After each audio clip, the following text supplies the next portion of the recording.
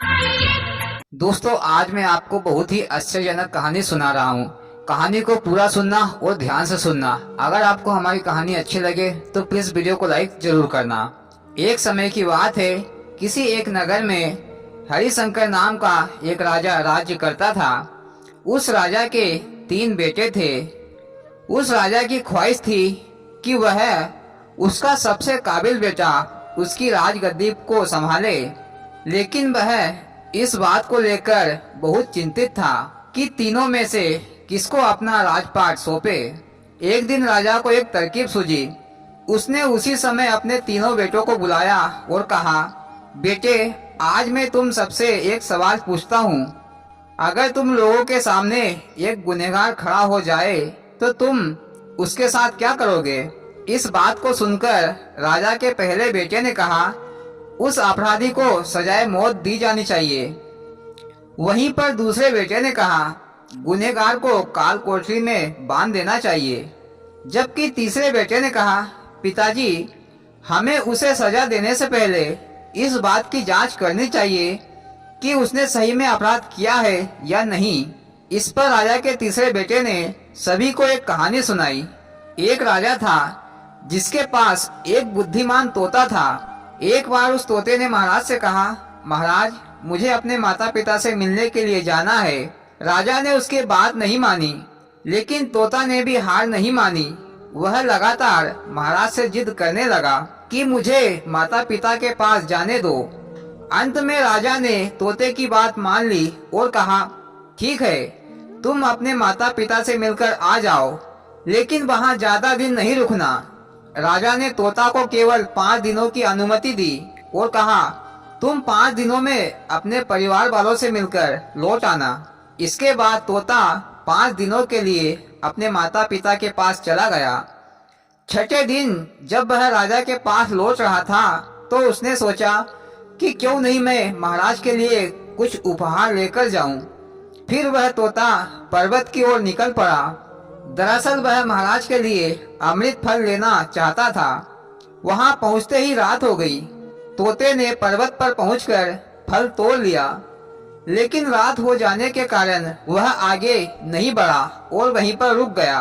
उस रात तोता जब सो रहा था तभी वहां पर एक सांप आया और उसने राजा के लिए जो अमृत फल तोते ने लाया था उस फल को सांप ने खा लिया। सांप के खाने से फल में जहर फैल गया। हालांकि तोते को इस बात की भनक भी नहीं थी।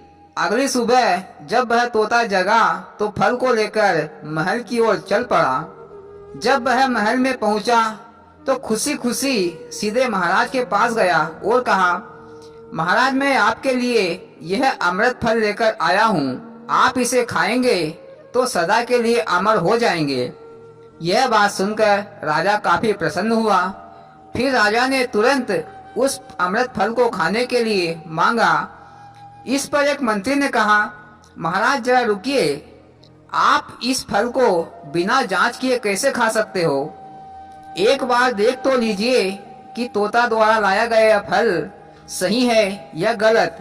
राजा उस मंत्री की बात से सहमत हुआ और कहा कि तुरंत इस फल को एक कुत्ते को खिलाया जाए। राजा का आदेश पाकर सैनिकों ने वह फल का एक टुकड़ा कुत्ते को खिलाया। फल को खाते ही कुत्ते की मौत हो गई। यह देख राजा गुस्से से आग बबूला हो गया। उसने क्रोध में आकर अपनी तलवार से तोते के सिर को काट दिया और उस फल को बाहर फेंकवा दिया। कुछ साल बाद जहाँ पर वह फल गिरा था उस स्थान पर एक पौधा निकल आया। यह देखकर राजा को लगा कि यह उसी जहरीले फल का पौधा है। इसीलिए राजा ने ये आदेश दे दिया कि इस पेड़ का फल कोई भी नहीं खाएगा। कुछ दिनों के बाद एक वृद्ध आदमी उस पेड़ के नीचे आराम करने के लिए रुक गया। उसे भूख भी काफी जोरों की लगी थी। उसने उसी पेड़ के फल को तोड़ा और खाने लगा। फल को खाने के बाद वह बूढ़ा व्यक्ति एकदम से जवान हो गया। राजा ने जब ये देखा तो वह आश्चर्यचकित रह गया। राजा को यह समझ में आ गया कि वह जहरीला फल नहीं था। राजा को अपनी गलती पर बहुत पछतावा हुआ, क्योंकि राजा ने बिना सच्चाई जाने उस तोते को मार दिया था। इसीलिए राजा काफी दुखी हो गया। इसके लिए वह मन ही मन खुद को कोसने लगा। इधर तीसरे राजकुमार की कहानी खत्म होने के बाद राजा हरिशंकर ने उसे अपना उत्तराधिकारी नियुक्त कर दिया। इसके बाद राज्य में जश्न मनाया गया। इस कहानी से हमें यह सीख मिलती है कि हमें कभी भी बिना जांच किए किसी को भी सजा नहीं देनी चाहिए। वाह मोदी जी, क्या अद्भुत कहानी सुनाई, सुनकर दिल खुश हो गया। और भाइयों, आपको कैसी लगी मोदी जी की कहानी? अच्छी लगी हो तो प्लीज वीडियो को लाइक और चैनल को सब्सक्राइब जरूर करना। भोलेनाथ सबके साथ।